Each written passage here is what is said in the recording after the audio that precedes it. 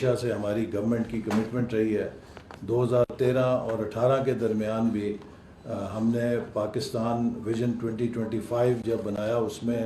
Digital transformation جو تھی اس کو بڑی پرائرٹی دی، ٹیکنالوجی اڈاپشن کو پرائرٹی دی، اور اس کا نتیجہ یہ ہے کہ 3G 4G لائسنسز جو تقریباً 8-10 سال سے رکے ہوئے تھے وہ اسی دور میں شفاف طریقے سے دیے گئے، جنہوں نے پاکستان میں ایک ڈیجیٹل ریولوشن کو سٹارٹ کرنے کی بنیاد رکھی. اسی طرح اس وقت ایک digital Pakistan policy frame work بھی بنایا گیا. اس کے ساتھ ساتھ ہم نے یونیورسٹیز کے اندر انوویشن سینٹرز بنائے اور national centres for artificial intelligence, cyber security, big data, cloud computing, automation, robotics, ان جیسے ادارے بنائے جو ہماری ملک کی صلاحیت میں اضافہ کریں. اور ساتھ ہم نے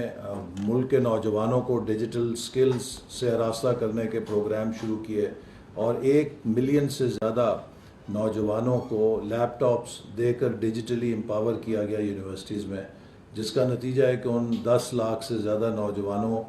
کے پاس جب یہ ٹول آیا تو انہوں نے پاکستان کو 3rd بگیسٹ ای لائسنسنگ کنٹری بنا دیا. اور اب بھی ہمارا جو منصوبہ ہے وہ یہی ہے کہ ہم پاکستان کے نوجوانوں کو سکلز کے ساتھ امپاور کریں، انہیں ڈیجیٹل سکلز دیں